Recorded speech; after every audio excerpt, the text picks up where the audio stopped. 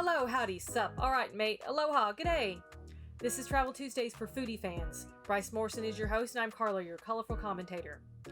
However you greet your friends, we're excited you're here for the journey as we take you across these United States and around the world to find the very best in food and wine. Join us every Tuesday as we interview foodie travelers, award-winning bartenders, restaurateurs, and more to find out their go-to bars and restaurants and how to find them. Enjoy the show! And now, part 2. So is there an area of foodiness that you're like really curious about, you want to start working towards figuring out? Yeah, I've started messing around with it a little bit, but I want to get a little bit more expertise. I really like the sous vide style of cooking. When you're talking about trying to get a really nice, perfect, medium rare steak, or you want a nice, juicy piece of chicken breast that you're not drying out, and oven cooking can be really difficult. It's really easy to go wrong with oven cooking when it comes to chicken, especially pan frying with steak. It's super easy to get distracted for 30 seconds and then you've lost your steak. Sous vide cooking, the concept is that you have an insertable tool that heats water and circulates the water, and you cook it at lower temperatures using thermal transference of energy. So you shrink wrap or use a plastic bag, or you make sure there's no air in a bag with a piece of chicken or a piece of steak. You insert it in the water, and over the course of an hour, you're going to get the perfect cook on a steak, the perfect cook on a piece of chicken. I want to do more research into the other possibilities. I've seen that people will do scrambled eggs with that. I've seen that people will do hard-boiled eggs with that. I think the possibility. I've seen something pop up on Facebook that confuses me, but people do cocktails using sous vide methods. I'm not sure how that works, but I'll absolutely look into it sometime. Blake, I need you to do an experiment for me. Okay. I need you to do a sous vide and see how much it heats up your place. How much it heats up my place? I mean, I've cooked sous vide several times in my house because I am pretty good at doing the chicken that way, and it's by far the best, easiest, most juicy chicken that I've had. Well, I don't notice any difference. I don't think it raises my temperatures. It's not like an oven. Yeah. It's like running hot water. Okay. Interesting. We might need to look into that. So I have to ask you this. In the description for this, we talked about the fact that you are small town Southern Illinois, but you're definitely interested in the theme parks. Yes. You've been to a lot of the theme parks. Yes. Especially right here in Orlando, but you've been to a lot of others as well. Yes. And you've also traveled quite a bit. You've been up to New England. You've been down to Texas. You've been a lot of different places. Yes. Is there a destination, whether it's a restaurant or even a location, that you were kind of disappointed in? I like to think I'm pretty good at finding the best in anywhere I go. But as far as something that didn't really live up to stuff, I would say Key West. Although my budget at the time might have made a difference, and the fact that it was a cruise stop in the middle of the day, I think it'd be a much different story if I had a lot of money and it was at 10 o'clock at night, 1 o'clock in the morning instead of 10 a.m. But yeah, I think Key West was just a little disappointing to me as far as being a cruise stop. Key West does tend to be a little different demographic. It's not that it's necessarily not a great place to stop. And it also, Key West, the Keys are a big area. So there's a lot of differences. But where you went on a cruise, it's a specific demographic that really enjoys that. And to give it a little more credit as well, it was also about 110 degrees in the middle of summer, and we were just and humid too. We were just it was pretty uncomfortable all around as far as that day. But I'm absolutely certain that I would have a much better experience under different circumstances. Absolutely. So when it comes going back to the kitchen, is there anything that you truly failed at? You're like, I cannot put my finger on how to make this work. I know exactly what I did wrong, but my biggest fail as far as cooking, just one random situation, I was trying to flavor rice, just basic white rice or jasmine rice, and making a dish unique by giving it different flavors. Just a few nights ago, I made my rice in a chai tea, and I made an Asian inspired dish with that. That went really well. The one time I went way too overboard. I used lemon zest and lemon juice and orange juice and lime juice, and I was just trying to go for a little bit of a subtle citrus effect, and it was not so subtle. I went too much lemon zest by far. It did not work out. I want to give you the spotlight and let you take over the screen, but I had to get my reaction to that. That's a lot of citrus. Yeah, I didn't quite do that one right. Yeah. I like to experiment, and that's the one thing about cooking. You can't make something good until you've failed several times and made something bad. I mean, how many times do you think took somebody to figure out the right combination of salt, sugar, flour, and cinnamon to make a snickerdoodle cookie? I'm sure they had a lot of really nasty products for a while. I couldn't have said it better myself, but you know what's interesting, what I'm listening to, that's life too. You Mhm. know, I mean, you're failing forward. You Yeah. tried something, it didn't work. You changed it up, and you know you'll be better next time, right? Yep. Absolutely. I know what I did wrong. You got to Yeah. try it, and then you recognize how to do it better next time. All right. So next thing that I'm loving this question. I'm really Okay. enjoying this with all my guests. You have an extra $1,000 per month. What do Uh, you? well, the pragmatic answer, I'm gonna say I'm gonna try to save up, and I want to start my own business. But just the fun answer, it's literally an extra $1,000. I'm probably gonna build a home bar, just a home retreat. I want a full separate outbuilding. I'm going to my bar in my backyard, and I've got a draft beer set up out there. I've got a pool table out there. I can step out of my bar and go sit around the campfire. I want to have the bar for my friends to come over to, and I would spend $1,000 a month toward building that.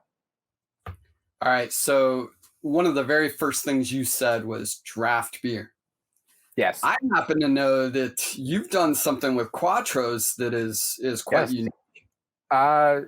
Yeah. So it's not 100% unique, but a house beer system, a house beer program is something that's starting to take off. A brewery will partner with a restaurant or a theme park, for example, considering Universal Studios has Duff beer. And the brewery will create a beer and let you rebrand it, rename it into your house beer, and sell it as that. So at Quatros, I have, well, in order, you have to have some context in order to understand this joke, but our most famous pizza is the Quatros Challenge. It's our version of a Supreme. It's sausage, pepperoni, onion, mushroom, green peppers, and extra cheese. The Quatros Challenge is our top seller by far. So I wanted to name our house beer something fun based on that. And what we came up with is the solution. You have a challenge, and I've got the solution. Drink some beer. And yeah, so the Quattro solution is a beer that is already made by a brewery in Belleville, Illinois. It's a couple hours away from us, kind of close to St. Louis. And they make the beer, they sell it as a beer under their own name, but in the market, in Carbondale, the market, no other place can sell that beer. It's our beer. It is the Quattro solution. It can only be sold as Quattro solution. and yeah, it was a fun process. It took me about 2 months to get it all set up. We have graphic design based on our Quatro's graphics. We have a tap handle. It is all ours, and nobody else in Carbondale can sell it. All right, so I got to ask you, where did that title come from? Where did that name come from? You have the challenge, now you've got the solution. Well, so the solution that I always wanted to do something based on the challenge. Like I said, the best seller at Quatro's is the challenge. I wanted to come up with something. And so I was just kind of spitballing. In fact, I was traveling to St. Louis with my wife. We were just on the drive, and I was spitballing with her. You know, when you're in a car traveling 2 hours, you've got to talk about something. So I said, you know, we've got a challenge, and I want to come up with something to pair it with that. Let's come up with some options. And there was one other option, and this is about a year ago now. I'm already blanking on what it was, but there was one other option that was somewhat similar. I think we said The Answer. And I looked it up there's an app, it's called Untapped. I looked it up on Untapped. It's basically a tracking program for your favorite beers. I looked it up on there, and The Answer is a pretty common name for a beer. So I'm like, I want something a little more unique. And Sarah is the one that actually came up with, an antonym for a challenge is a solution. And I loved that so much. That's brilliant. It really is brilliant. I love it. I think it's one of the best marketing ploys that was ever built. How has it gone? In the first month, so I actually had a launch party on August 1st, 2019, and we sold it for cheaper than its face value. We sold, I think it was $1.50 for a 10-ounce pour. That's our frozen mugs are 10 ounces. Unfortunately, it's not a full pint. It's not a 12-ounce, but it's a little short. But we sold it for $1.50, which is much cheaper than what we normally sell it for. And we sold 126 over the course of one day of those pours. Over the course of the rest of the month, it was 40% of my draft beer sales. If I remember correctly, it was like 2% of our overall sales. And we're not a bar. I want to make this clear. We don't focus on alcohol. We are a pizza joint where you can get a beer. And so for that to be even 1% or 2% of the overall sales is actually really much more significant than it sounds. Over time, it's gotten a little bit more balanced. Obviously, the novelty of it really created a pop that first month. But it's definitely one of our top 3 or 4 sellers, and that's including Bud Light, Coors Light, the ones that some people will never get away from. When you do all this traveling, because you've been a lot of places throughout the United States, and you've done some Caribbean cruises as well. Uh-huh. How do you pick a place to go for breakfast, lunch, dinner, whatever? Well, with cruising, obviously, you've got that kind of built in there. I try to base my decisions on what's going to interest me, and what's local, what's known to the area. When I went to Jamaica, I had to have Jamaican chicken. I look it up also on Google, of course. I will try to find somewhere that all the locals recommend. If I'm traveling domestically, especially, it's really easy to be able to do that. For example, I was driving back from Orlando to Carbondale a few months ago. I don't remember why I was down there, but I was driving back, and that path takes me through Chattanooga, Tennessee. That's a fairly well-known small town because it's in the middle of the mountains. It's famous for its train. And it's got I think it's Ruby Falls. There's a pretty well-known waterfall there too. And we were coming up on it, and we were getting hungry. And I said, I don't want to go to McDonald's. I don't want to go get fast food. I don't want I don't want to rush this trip. We're on a road trip. We're coming through a small town. Let's see what the locals say to go to. And I'm going to be honest, I don't remember the name of the place right now, but I found this place that it was 4.8 stars on Facebook, I think. And it was probably one of the better burgers that I've had in my life. I think the way to go is to take advantage of where you're at. For a long time, it was location to destination, get there as fast as possible, find your fast food, eat it on the road. I've learned in the past few years, take advantage of being wherever you are, because you might find the Quatros of your location. You might find the hole in the wall brisket place. The first time that I really succeeded at doing that, I was driving. It was when I moved to Orlando. I left Illinois. I was driving to Orlando. I was actually in Danville, Illinois, visiting my then fiance, now wife. And so the path took me a little differently. I didn't go through Chattanooga. I was actually going through Charleston, West Virginia. I found a little hole in the wall barbecue place, and it is probably my favorite barbecue sauce I've had because they actually made it spicy. That's a problem I find. I love spicy food. A lot of places spicy is it's a little warm, maybe.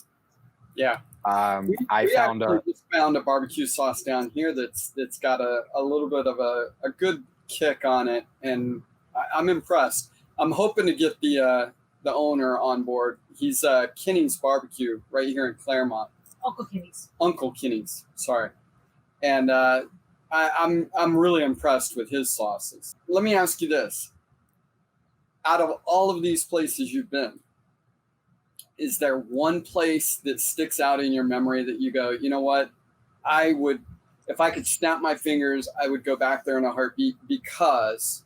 I mean, there's a lot of places, and there's a lot of places I want to go to again. There's a lot of places I want to go to that I've never been to. But in this moment, if I could be any one place, it would be in Orlando at the Hanson Shoe Repair Speakeasy. It's so unique. It is so got a lot of character. You can't get in unless you call and listen to their voicemail that gives you a password. It is a speakeasy. Their cocktails are priced high because they deserve to be paid that much for those cocktails. You're talking about 2 minutes solid for one drink to be made because it needs that much time, because there is so much delicacy and care into that cocktail. Craft cocktails. We're talking craft cocktails, absolutely. I'm a beer person. I've said it already. I've been drinking beer this whole time. In fact, I want to plug Zwickle from Urban Chestnut. My favorite beer that I've had. Brewery, right? It's a St. Louis brewery. Yeah. It's my favorite beer, a Bavarian style lager. It's got a lot of character, a little bit of a floral note on the end, but not sweet. I really like that. But again, as far as craft cocktails, the best I've had is at Hanson Shoe Repair. And I would love to have many more cocktails there. All right. So when I say culinary, what comes to mind? Kitchen knowledge, getting better at cooking, education in the kitchen. So everything that you've been working on. Yeah, pretty much. All right. So last question, and then we're going to bring Carla on so that she can give us some fun foodie facts, and then we'll bring you back after she's done. Okay. I say cocktail, you say. Yes, please. All right. With that, we're going to bring Carla on and let her talk about her fun foodie facts, and then we're going to bring you back so you can let us know what you think about what she shares. Okay. Hey, foodie fans, I am back with fun foodie facts. So I just want to share this with you. At all of my stepsons, Blake is in the top 3. I just wanted to tell you that. Top 3. I only had 3. Just putting it out there. Also, Blake's going to come back in a minute and going to try to explain himself because I'm so ashamed of him. He did not mention chicken and beer. Chicken and beer. It's actually known as, it's a restaurant in Southern Illinois called Bottoms Up. Nobody calls it that. Everybody calls it chicken and beer because you go there and you get like a whole chicken and a Patsu ribbon for like a nickel or something ridiculous like that. It's amazing. It's gluttonous. And I cannot believe that Blake didn't mention it. So when he comes back on, he's going to talk about chicken and beer. I promise. Blake, you can hear me. But now on to fun foodie facts. Blake touched on the Southern Illinois Wine Trail a little bit. The Southern Illinois Wine Trail, and I can't talk right now, don't know why. Southern Illinois Wine Trail spans about 40 miles, and there are over a dozen wineries. I've been to about half of them, and next time I go back to visit Blake, he's going to take me to the other half. Super excited. Wine there is really, really good. Murfreesboro is the barbecue capital of Illinois. If you didn't know that, now you do. And the state snack of Illinois is popcorn. So every time you go to a movie theater and eat some popcorn, think about the fact that it is the state snack of Illinois. Bryce's favorite food is popcorn. And Illinois is also quickly becoming known for their craft beers. In fact, there's also a Southern Illinois beer trail. If Blake hasn't been, I'm sure he's going to go. I like some craft beer. So I'm really excited to go back. I want to go back to Route 51. It's actually called Route 51 Brewery and Banquet Room. So check it out if you're in Southern Illinois. It's amazing. Food is good. Beer is good. It's awesome. So I'm going to turn you back over to Blake and Bryce. Say hi to the dog. Well, I told you there's a lot to do here. I can't think of everything right out of the gate, but absolutely beer and chicken, bottoms up, definitely a destination. Unfortunately, it is Wednesday nights that is their special, which makes it difficult when somebody visits you over the weekend. But $6 for the actual facts, $6, you get a whole chicken. We're talking 2 breasts, 2 legs, 2 thighs, and 2 wings. $6 fried chicken. It's delicious. It's not just cheap chicken either. It is delicious quality fried chicken. Well worth $6. Well worth, I would pay $12 for that whole chicken. And cheap beer too. That's why it's beer and chicken. You pay, I think now it's $1.50. Back in the day, the first time we ever went there, I think it was $5 for the whole chicken. It was $1 a beer. But I mean, if you've lived anywhere other than an absolutely rural community, you know how ridiculous it is to hear $6 for a whole fried chicken and $1.50 a beer. It's well worth it. And it's 45 minutes from Carbondale. You drive it. There's no question. Hey, you want to go to beer and chicken? Yes, I do. Yes. Yeah, it doesn't matter if I have an exam the next morning, I'm going. Absolutely. Yeah, so one of the interesting things she said was the beer trail there. You and I happen to have done the ale trail down here in Orlando. Yes, we did. That was good. It was a lot of fun. And that really speaks to my, when I plugged Urban Chestnut, Zwickle, the Bavarian style lager, I kind of wanted to make it clear that I've had a few beers. I've been to, at the time, every brewery in Central Florida. Do you know how big Central Florida is? We traveled 30 miles in some cases to go to a brewery. We had to try at least one beer to get our stamp for saying that we visited that. And we tried more than one beer at each of those locations. My favorite beer is from St. Louis, Urban Chestnut Zwickle. All right. I have to ask you one last question before we go, because I think that I would be in trouble by certain people if I didn't ask. Okay. What is the one place in all of the theme parks that you have been to that you would say you have to go there? Well, you know the answer to that. I am so some background knowledge for everybody, the audience. I am absolutely obsessed with Harry Potter. I have a Harry Potter tattoo. I've listened to the books and audio tape 4 times in the last few years, 4 or 5 years. I've read the books a number of times. I reread every book as the new books came out. I rewatched every movie as the new movies came out. I love Harry Potter. It is my fandom. You've got to go to Universal Studios. You've got to go to Diagon Alley. You've got to go to Hogsmeade. They are the original. You talk about a distinguishment between a theme park and an amusement park. Harry Potter really took that to the next step. The Wizarding World of Harry Potter started with Hogsmeade, I think back in 2010, and then they expanded into Diagon Alley a few years later. They took it to the next level, and they did that on top of Islands of Adventure in 1999, I think, taking that to the next level. Let me clarify: food or beverage in any of the theme parks you've been to? Okay, sorry. I thought you were just talking about I get it. The theming. And that's good. But I mean, I would still probably go with the Harry Potter theming, the Leaky Cauldron in Diagon Alley. The Wizarding World of Harry Potter, Diagon Alley, the Leaky Cauldron, to use my exact lingo since I was guest services at Universal Studios. It's fantastic. The fish and chips is not just good theme park food, it's good food.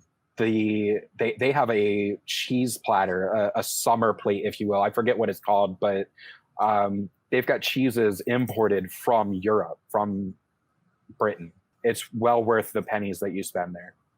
Perfect. All right. On that, we're going to go ahead and leave it there. Thank you so much, Blake. I appreciate the effort to get home quick and hop on here. You've been an amazing guest. We look forward to hearing more about what you're doing.